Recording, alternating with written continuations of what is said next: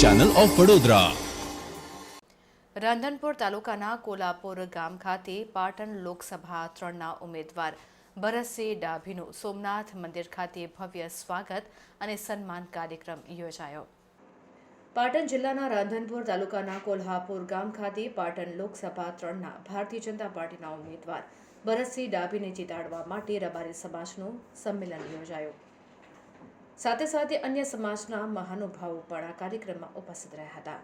સોમનાથ મહાદેવ મંદિર ખાતે સંમેલનનું ભવ્ય આયોજન કરવામાં આવ્યું હતું। આ પ્રસંગે પાટણ લોકસભા 3ના ઉમેદવાર ભરતસિંહ ડાભી, રાંધનપુર વિધાનસભાના ધારાસભ્ય લવિંગજી સોલંકી, પાટણ જિલ્લા ભારતીય જનતા પાર્ટીના પ્રમુખ દશરથજી ઠાકોર, માલધારી સમાજના આગેવાન અર્જનભાઈ રબારી, ગોવાભાઈ રબારી, કોલાપુરવાળા માધાભાઈ રબારી, પૂર્વ પ્રમુખ અને રાંધનપુર તાલુકા ભારતીય જનતા પાર્ટીના પ્રમુખ લખધીરભાઈ ચૌધરી, જિલ્લા બાંધકામ પૂર્વ ચેરમેન ભરતભાઈ ચૌધરી, રમેશભાઈ ઠક્કર, ડોક્ટર દેવજી પટેલ, સુરેશ ઠાકોર, રામ આહિર તેમજ અન્ય મહાનુભાવોની ઉપસ્થિતિમાં કોલ્હાપુર ગામ ખાતે આવેલ સોમનાથ મંદિર ખાતે પાટણ લોકસભા 3ના ભારતીય જનતા પાર્ટીના ઉમેદવાર ભરતસિંહ ડાભીને જીતાડવા માટે સંમેલનનું આયોજન કરવામાં આવ્યું હતું। ભરતસિંહ ડાભીને વિજય બનાવવા માટે અપીલ કરવામાં આવી હતી અને જંગી બહુમતીથી જીતે તેવી લોકોને અપીલ કરવામાં આવી।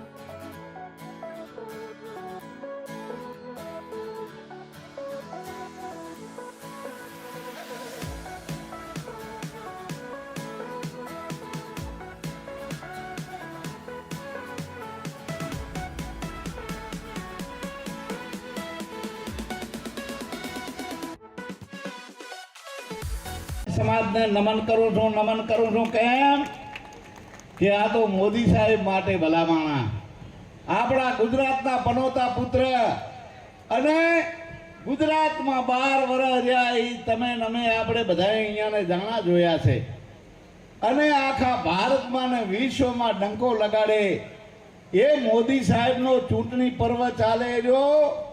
આખા ભારતમાં 543 સીટો ઉપર એ ચૂંટણી